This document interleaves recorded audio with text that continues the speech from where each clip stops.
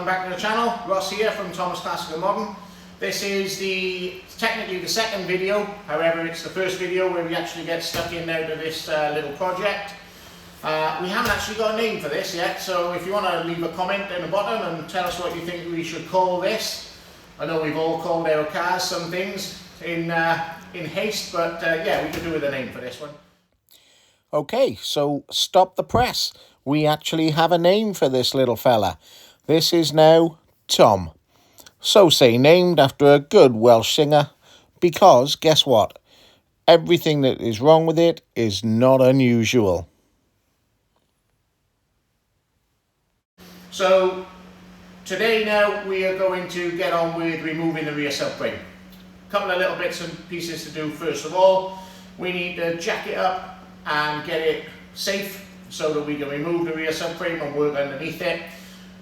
We're going to remove the battery first of all, get that out of the way. Battery on this one is absolutely knackered anyway, so just while we move it, it needs to be disconnected before we do anything. First thing really you should do on any Mini, disconnect the battery. You'll be surprised how little room there is in and around the electrical connections. Working at the front, doing something simple. You drop a spanner, it shorts out. Yeah, it's not good. So first rule of thumb, we always remove the battery first of all. So we are now going to get that done. We'll get the battery off this, and then we'll run through some kit that we need to get it jacked up safely for you.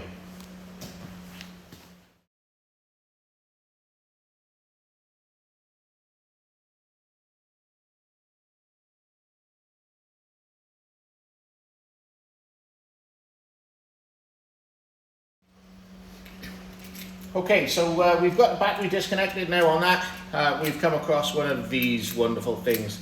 I detest these, I can't stand them. They're like folded bits of tin, quick release battery terminals, really no good at all. And as you can see, that one is dogged right up tight and it pulled straight off what's left of the earth lead there. So something else we'll address. Battery earth straps, common issue on these. Got to be nice and clean, got to be good, and that's no good at all, so we'll be throwing that in the bin. And same again, I was just going to show you that you need to remove the positive battery lead in order to get it back down through, because you'll see later on the positive battery lead is attached to the rear subframe, and I was going to do away with this anyway. Don't like these again, these little tin straps. I prefer good quality clamp battery terminal, and again that was just pulled straight off the main battery positive lead, so no good, massively unreliable. That had to come off anyway, so done me a bit of a favor. However, that's just pulled straight off the battery lead. So battery's now disconnected. We'll get some kit together and we'll show you what you need to get this up in the air safely. Righto, so battery's disconnected, we've removed it, that'll go in the scrap, it's no good. We now need to get this thing up in the air, high enough for us to get the rear subframe out. A couple of different ways you can do that. If you're lucky enough and you can do it on a ramp, great, no problem at all with that. Just bear in mind, when you take the rear subframe out of this, the rear end of that car is going to become lighter by the weight of that subframe, radius arm, brakes, etc. So the last thing you want is it on your ramp and going like that with the weight of the engine pulling it. We're not going to do this one on the ramp. We're doing this as a little bit of a sort of project as time allows. So therefore we'll be doing it on the floor, which is more than likely how most of you would do it anyway. So you're going to need 2 jacks. Point to note, when you jack these up to do anything really on the back end, do not jack the car up using the rear beam of the subframe.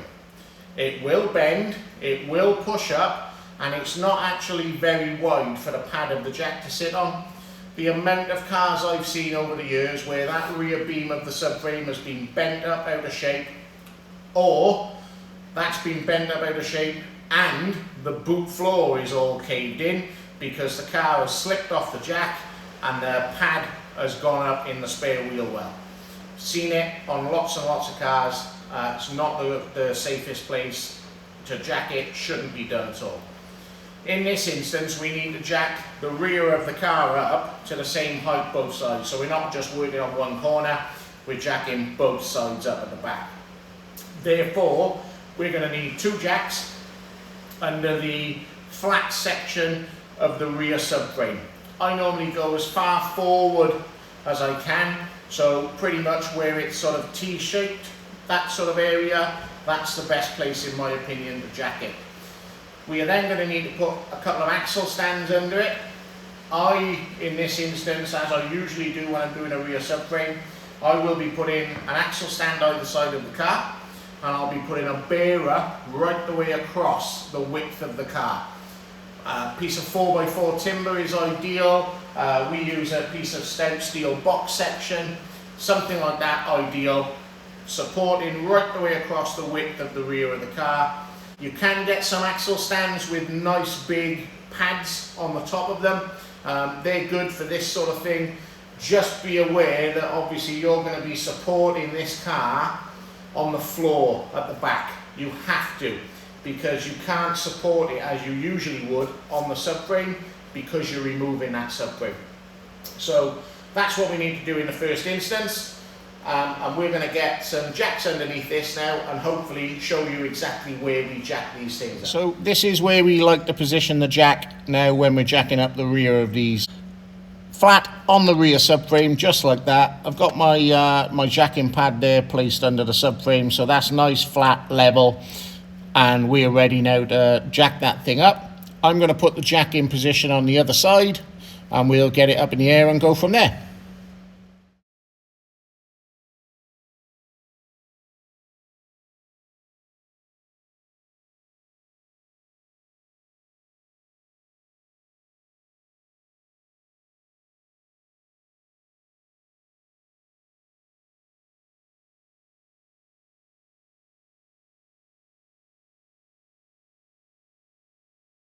Okay, so we've got the car up now as far as we can get it with the jacks that I've got here. So we've got our axle stands in position. They are in position so that the edge of the axle stand is pretty much at the edge of the toe board. Bearing in mind that that subframe is going to need to drop out. So the last thing you want is anything in your way when you're trying to drop that out. So that's where that's going to stay, which is pretty much right across the slinging plate. This is our sturdy steel box section. This will now drop across the top of the axle stands.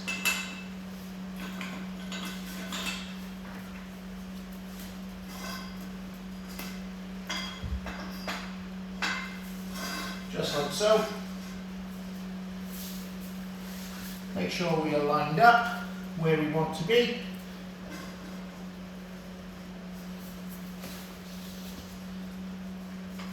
That one's fine there. We'll just make sure the other one, the other side, is good.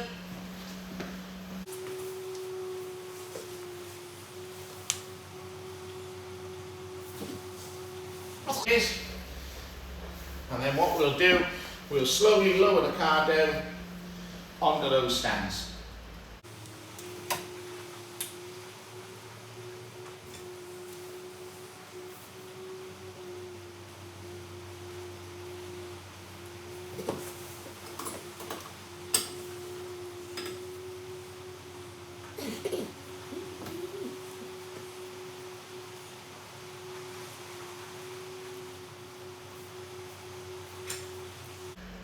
And there we go, that's that car now fully supported with nothing in the way of us getting the rear subframe out of it. Next stage now for us with this one is we're going to need to drain the fuel out and get the fuel tank out of the way, and then we'll press on from there. Right, okay, so we're underneath the car now. As you can see, it's fully supported now with our cross brace. It's all nice and secure. We've got some chocks under the front wheels as well, and it's also left in gear. So doing as much as we can to stop this car moving, make it nice and safe and secure. First thing I need to do now is drain the fuel out of it. Under normal circumstances, I would clamp this pipe off before I undo this pipe, this clip just here. Unfortunately, in this instance, I can't do that because this pipe is absolutely rock hard. So there is going to be a little bit of spillage, but we'll have to deal with that when it comes. I'm not 100% certain whether there's much fuel in it, if I'm honest. So what we need to do is undo this clip if we can.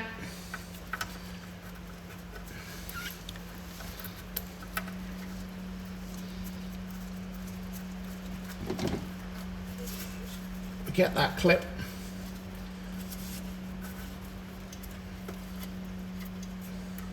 Just back out of the way. We've got ourselves a funnel and a container underneath. Hopefully there's no more than 5 litres in it. If there is, you'll see us scrabbling around looking for another container. But I don't think there is. There's the fuel gauge itself is barely registering. So give that pipe a little twist. Pull it back.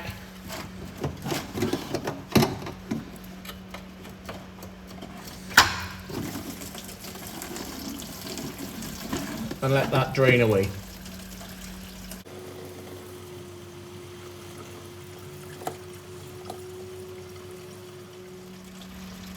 Just goes to show that you can't trust the fuel gauges in these minis one bit. This is now our second 5 litre container.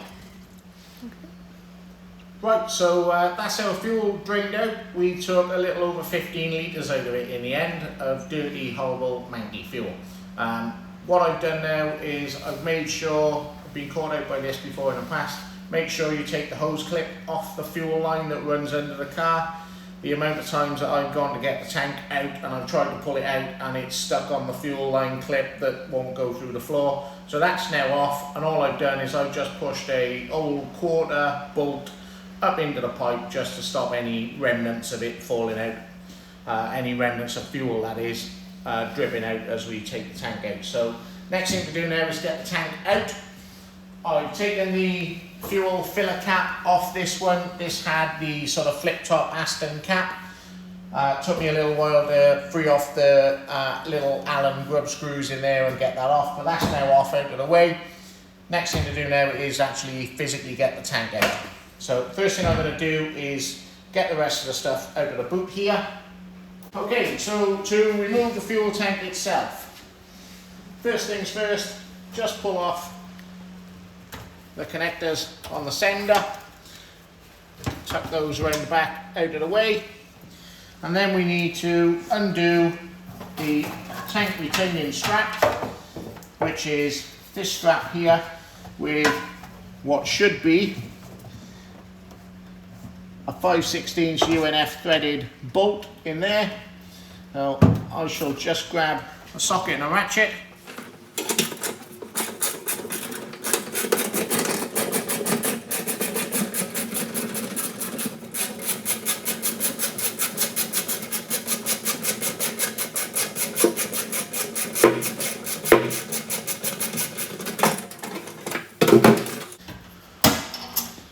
And there we go, that's that undone. Another common thing, and this one is no exception, there should be a square steel plate pushed down into that void as a washer stroke spreader. It's missing on this one, and they've just fitted 2 normal flat washers.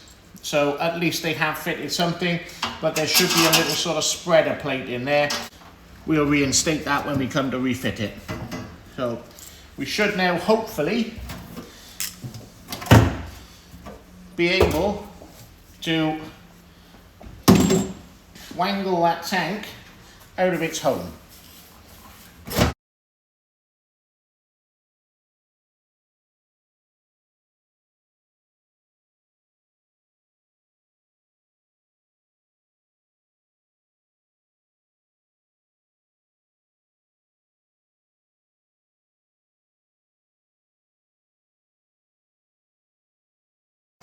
And that is one fuel tank out.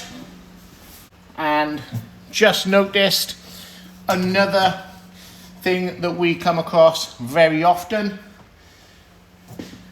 The bolts for the rear subframe trunnions are fitted the wrong way round. So they have the nuts on the inside and the bolt heads facing down. So they are going to take a little bit of getting off. As you can see, they've all been painted over. And you can see there also, tops of the shocks, they've also been painted over. All looks very good in there, so really pleased with that. We will now get some releasing fluid onto all of the fixings on the rear subframe. I'll quickly whip the wheels off and I'll show you those points that we're going to put the releasing fluid on. So the main fixings for these rear subframes are these two here, which go into the heel board, and there are two back here which we just pointed out from inside the boot. These are the ones that are actually going up the wrong way. They pushed these bolts up through, they should be dropped down through. So these are the ones now that we're just going to get some releasing fluid squirted on. In fairness, they don't look too bad. I have seen some of these that are really corroded and so on and so forth. These look pretty good. In all honesty, it's just a force of habit. Bit of releasing fluid on those, little bit on those, and try and squirt some around the back of this one as well, because if you can get some releasing fluid into this captive thread in here, that would be great. These are known for breaking, so I'm going to put plenty of that on there. Whilst I'm there, because I know I'm going to strip this rear subframe, I'm going to squirt some on these fixings just up in here, which hold the radius arm into place, and I'm also going to squirt some on that brake pipe. Right, okay, so we're up in the air now, got the wheels off, got them out of the way. First thing that we've done is we've taken the handbrake cable off inside the car. I like to do that first. The amount of times I've forgotten to do it is unbelievable. So that's off. You also have to take off the handbrake fair lead cover, the little tin plate with the two screws, so you can push the adjusting rod front section of the front handbrake back down through the floor. What we're now going to do is we're going to remove this brake pipe. Get yourself a brake pipe flare spanner. It will come in invaluable. A decent quality one of these will stop you rounding off brake pipe fittings, etc. with an open-ended spanner. A proper flare spanner like this is ideal. So as you can see, I've already squirted that up with a little bit of releasing fluid and we've left that to soak in.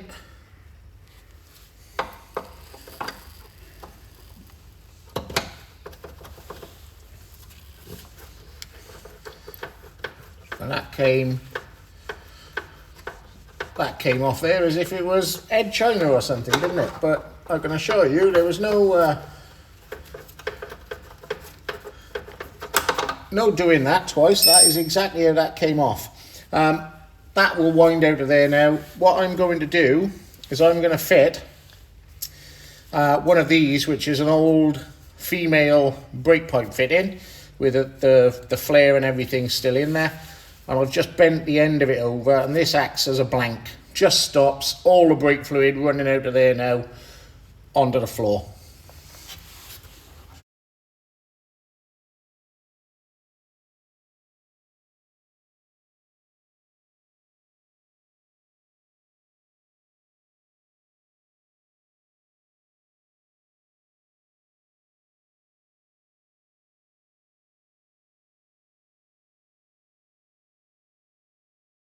So that's the brake pipe off and the handbrake cable off.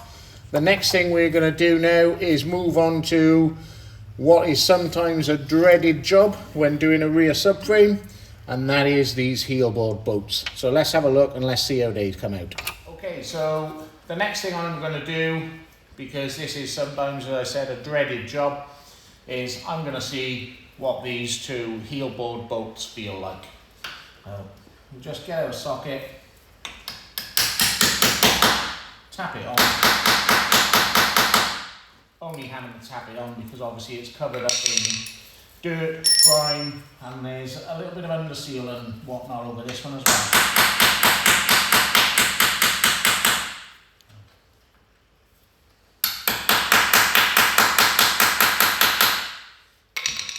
Okay, the moment of truth.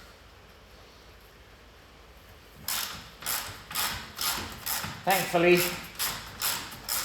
they weren't that tight, and again, it kind of bears true that I think this car in its past has had a fair bit of work done to it.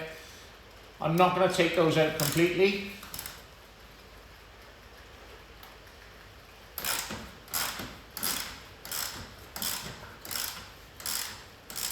That one's a little bit tighter, so I'm just going to stop that there. Put a little squirt of WD-40, penetrating fluid, whatever you want to use, back on there. I'm just going to wind that one back in.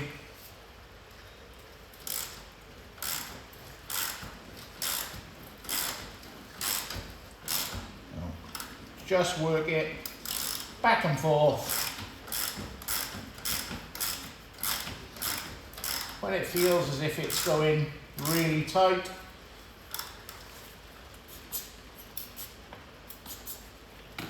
just keep working it back and forth.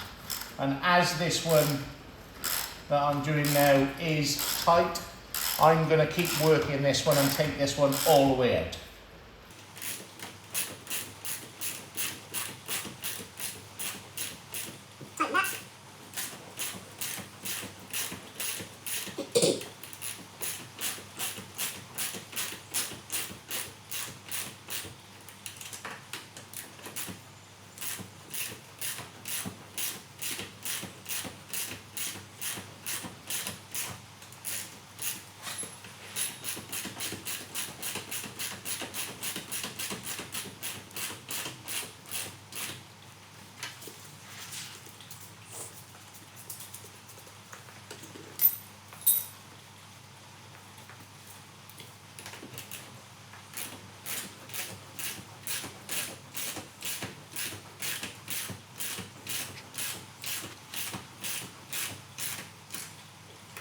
Just going to wind that top one back in.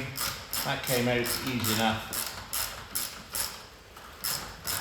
And concentrate on working on this bottom one because it is tightening up as we go along.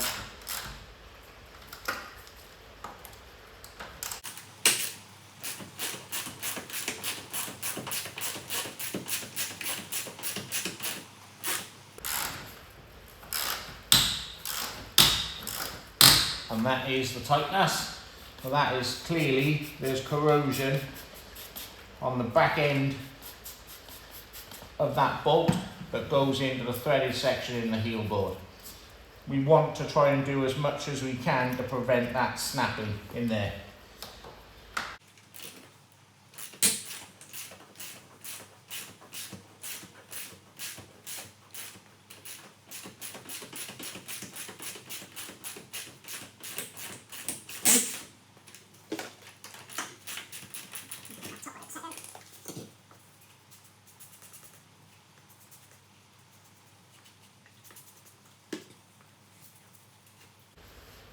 I'm just going to let that one soak a second. Hopefully we can get some of the penetrating fluid to run down the thread and creep. There's not much of a gap between the trunnion and the heel board, but hopefully something will get in there and creep down there. If it doesn't and it ends up breaking, that's how the cookie crumbles, and we'll have to sort that out if we need to. I'll just leave that one soak a second. I'm going to move across to the other side and do exactly the same operation over there, and then we'll come back to this one. Okay, so we've just come back to this side now. The other side, as is always the case, came straight out, no problem whatsoever. However, what I did notice the other side is that these bolts are not the original bolts with the self-cleaning threads, so that's to be expected. No real issue with using non-standard bolts. However, what it does make me worried about is the potential that this bottom bolt may well have been cross-threaded when it was originally refitted. So I'm just going to wind the top one back in. And then we're going to need to work the bottom one back and forth again and see how we get on.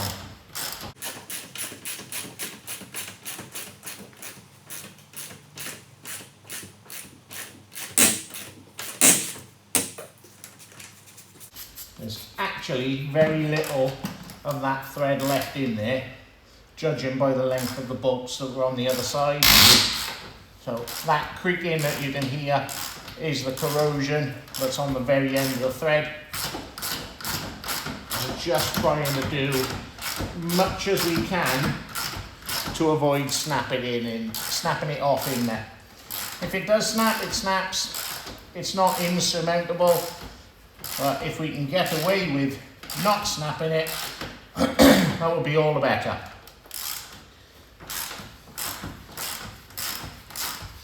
Obviously, the other thing to consider is working it back and forth like this. You actually generate a little bit of heat in the thread, which is always good for stuck bolts. And you will notice I've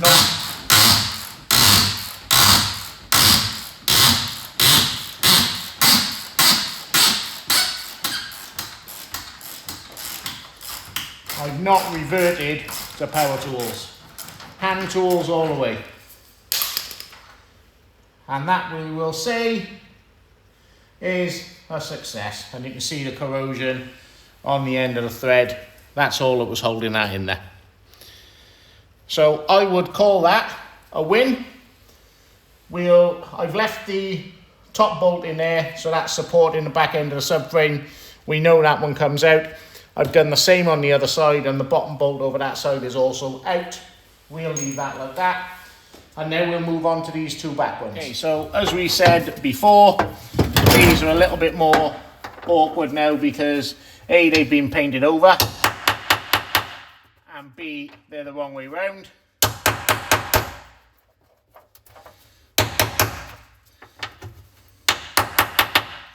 So what I'm going to need to do in this instance is we'll have our socket and ratchet on top inside the boot, and then we need to hold the bolt head underneath on the back.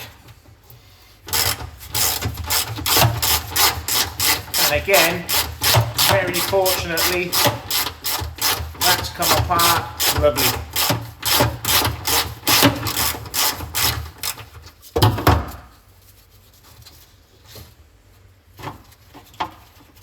Well, there we go, there's our nut off. Oh, that's fantastic, that's both of those nuts off there, and that bolt is turning in the trunnion, which is fantastic.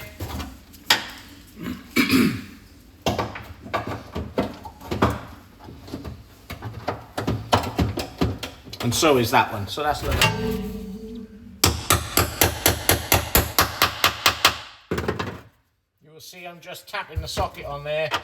That's purely because, as we said earlier, they've been painted over.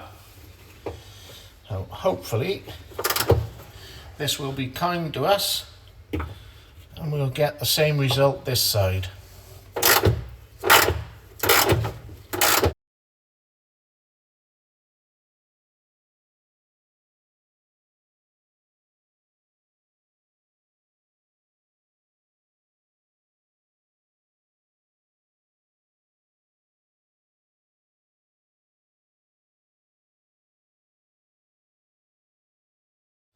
Let's see if we can undo this one.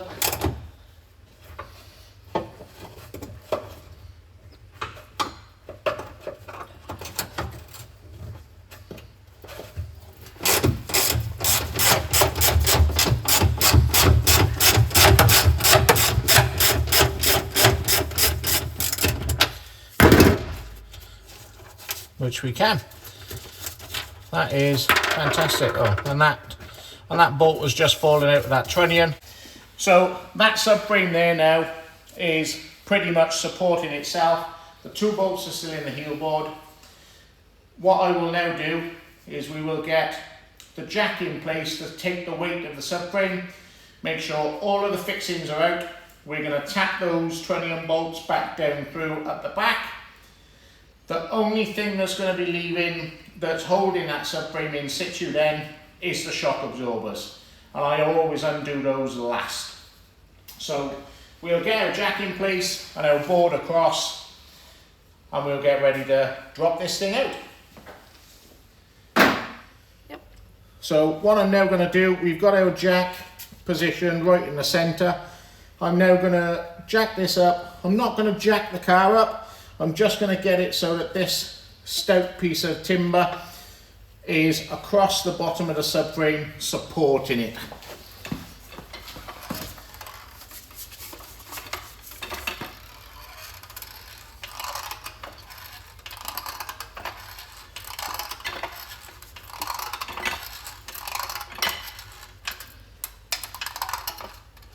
And we'll have that just about there. So that subframe now is just being supported by that stout timber across between the 2 webs of the subframe. I'm now going to take out the remaining bolts that we've left in, and then we'll take the top of the shock absorbers off and we'll start to lower this down. It probably won't just drop down, and they normally come out tilted because they are slightly heavier front end and rear end with the radius arms, but we'll go ahead and now get this out. So we're just going to tap these bolts down through the trunnions. That one's out. And then we'll do the same over this side.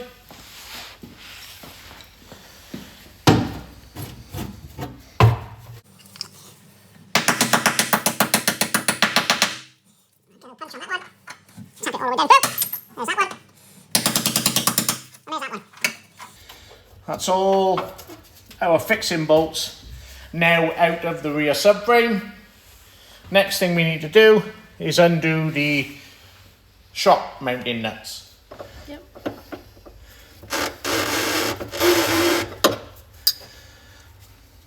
Okay, so usually these are 9/16ths, which they are, and fortunately or not fortunately, they're not tight. So even though they've been painted over, they're not actually that tight on the shock absorber. So the lock nut is off that one, and the base nut is now loose. So I'll swap sides and we'll do exactly the same the other side.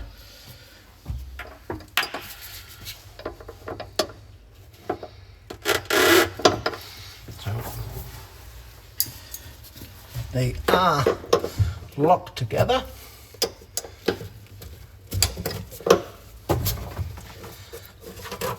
But luckily, again, not that tight.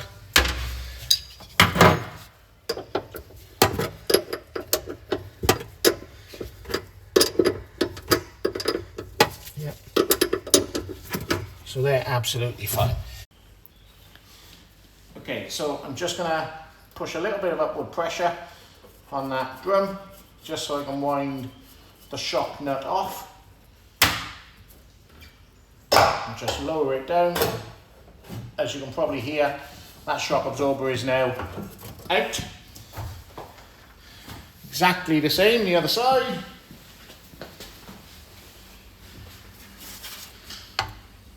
Little bit of upward pressure. Wind the shock nut off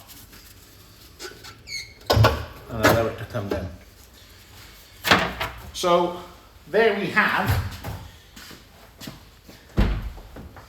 nothing holding that subframe in there.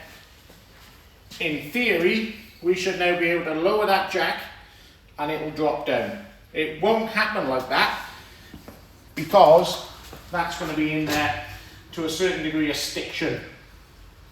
But We'll release a bit of tension off the jack, let it come down slowly, and I dare say we'll need to assist the subframe out of its home.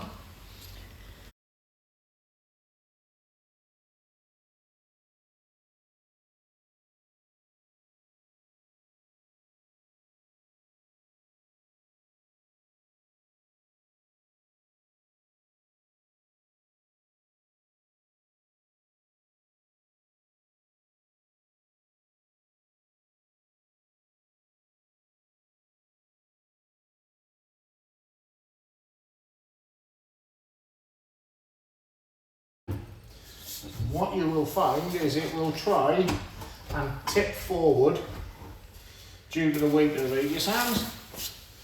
Just lower it down nice and slowly and keep your hand on the back of the subframe.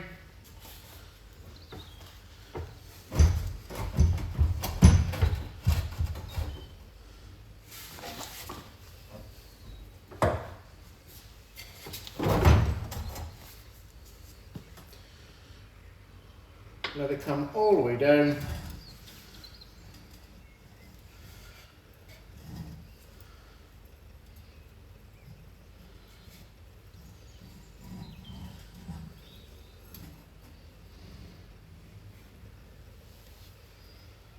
And that subframe is now completely out of its mounting area. Let the jack all the way down, and we now need to manhandle it out of the way. I shall just get it all out. I'll get it over on the trestle and you can see what that looks like. Okay, so there we go, that's it, that's our subframe out. We've popped it up now on some trestles, so we'll carry on now and do a full assessment of this subframe. We'll carry on and get the radius arms rebuilt. We're going to get the trunnions, which I failed to mention earlier actually, that these trunnions on the back here are the wrong way round. That thick section should be at the back of the subframe, the very back of the car. We'll turn those round. That in itself is not so much of an issue. We'll take care of those bushes at the front there. This subframe, certainly at a quick glance, looks to be not very old at all. So we'll scuff all of this off. We're going to give it a good coat of paint. We'll give it a good couple of coats of chassis paint in this instance. And we'll follow up this video with stripping this subframe down completely. If you've got this far and you've got it out, taking it apart from here on in is the easy bit, in all honesty. We'll then do a video covering how to rebush and repin your radius arms. We'll again give those a good clean up and a coat of paint, and then we'll move on to building up the rear brakes. So we'll do a complete rear brake rebuild on this. I don't know what the brakes are like, haven't had the drums off it as yet, so we'll do some investigation at the same time as to why the rear brakes were so poor as well. And yeah, I think that should then give us a good serviceable subframe. We can now do this as a complete assembly, and we'll put it back in, which, as they say in the manuals, is the reverse procedure of removal. But we'll hopefully cover a video putting it back in. It's a little bit more tricky putting it back in because obviously you've got to play with the weight and line bolts up and so on and so forth. But hope you enjoyed that. Hope you're going to follow us along now with this project as we really get stuck into it. As always, if there is anything that you want to see in a video, anything that you think could be covered at this point, please drop us a comment down below and let us know. In the meantime, please like and subscribe, and we'll see you on the next video. Thanks very much.